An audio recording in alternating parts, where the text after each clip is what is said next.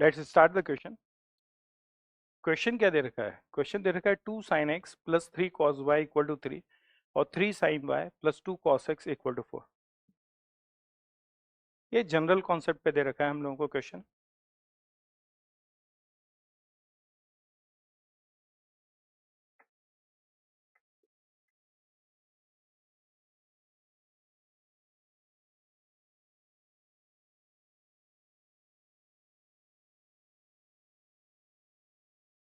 अब जो इक्वेशंस दे रखे हैं उनको ध्यान से देखिए।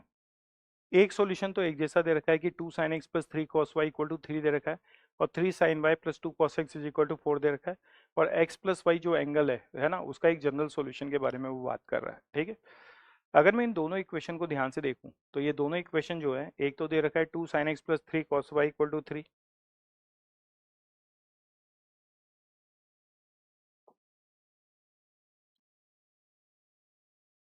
2 sin x plus 3 cos y equal to 3, ऐसा कुछ दे रखा है। और एक क्वेश्चन हम लोगों को दे रखा है, एक इक्वेशन हम लोगों को दे रखा है 3 sin y plus 2 cos x equal to 4।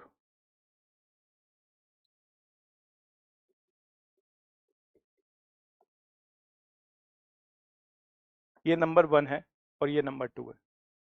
इस तरह के क्वेश्चन जो होते थे वो हमारे टिग्नोमेट्री इक्वेशंस में, टिग्नोमेट्री रेशियोज में भी होते थे। ठीक है, जिसमें हम ए और बी में रिलेशन कुछ फाइंड आउट करते थे। अगर मैं इन दोनों इक्वेशन को देखूं और इन दोनों इक्वेशन का स्क्वायर करके एडिशन कर देता हूं तो देखते हैं कि किस तरह की वैल्यूज डेवलप होगी। तो अगर मैंने इक्वेशन 1 का स्क्वायर प्लस इक्वेशन 2 का स्क्वायर किया, ठीक है, ध्यान से देखिएगा, यहाँ से आएगा 4 sin² x और यहाँ से क्या आएगा 4 cos² x। तो 4 sin² x plus 4 cos² x किसके इक्वल होगा? 4 के इक्वल होगा या नहीं होगा? तो 4 sin² x plus 4 cos²x, 4 sin² x plus 4 cos² x 4 हो गया। ये क्या होगा? 9 cos² y और ये क्या होगा? 9 sin²y। तो फाइनली ये वाली क्वांटिटी क्या हो जाएगी? 9 आ गया, 4 + 9 प्लस।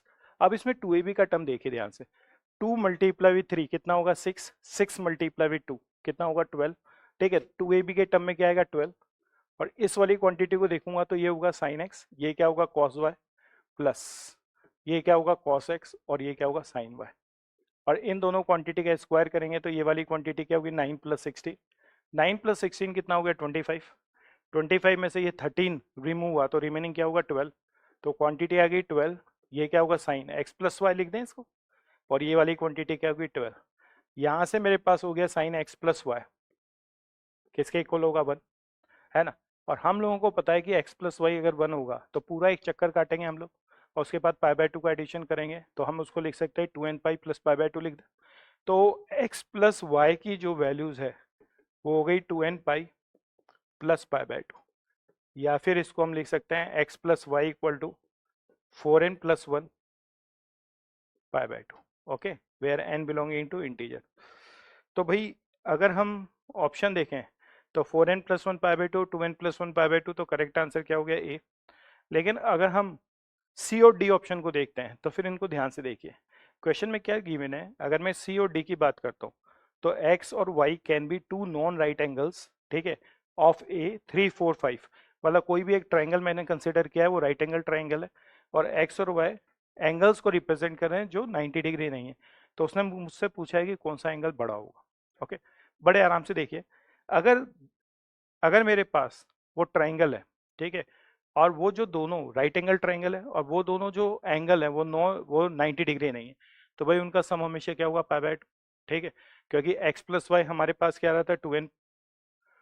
एक्स प्लस वाई हम लोगों के पास क्या रहता है? 2n plus π/2, 2n pi plus π/2। तो 2 पाई प्लस π/2 तो पॉसिबल ही नहीं है। तो अगर मैं ऑप्शन सी और डी की बात करूं, किसकी बात कर रहा हूं मैं अब? ऑप्शन सी और डी। तो ऑप्शन सी और डी में ये तो फिक्स है कि ट्राइंगल का फॉर्मेशन कर रहा है। तो अब मैं बात कर रहा हूं ऑप्शन सी और डी के लिए। ठीक है, मुझे पता है एक्स और वाई दोनों क्या है? एक्यूट एंगल है, एक्यूट एंगल है। ओके, और एक तरह से मुझे ये भी पता है कि एक्स प्लस वाई कितना है? π/2 है। बस खत्म, इतना सा गिवन है। यहां से अगर मैं देखूंगा तो फ्रॉम इक्वेशन फर्स्ट ही लिख देता हूं। फ्रॉम इक्वेशन फर्स्ट ये वाली क्वांटिटी क्या होगी? 2 sin x प्लस, इसको लिख देता हूं 3 कॉस वाई की जगह क्या लिख देते हैं, पाई बाय 2 माइनस एक्स लिख दें, ठीक है। और ये वाली क्वांटिटी क्या है, 3, ओके। ये वाली क्वांटिटी क्या होगी, 2 साइन एक्स, और ये क्या होगा 3 साइन एक्स, और ये क्या हो गया 3। तो साइन एक्स की वैल्यूज हो गई हम लोगों के पास 3/5। साइन एक्स की वैल्यूज हम लोगों के पास क्या है, 3/5, ओके। साइन वाई हम लोगों को निकालना है, तो साइन वाई हम लोगों को पता है साइन वाई किसके इक्वल होगा, cos x के इक्वल होगा, क्योंकि वाई क्या होगा 90 माइनस एक्स, तो cos x के इक्वल होगा।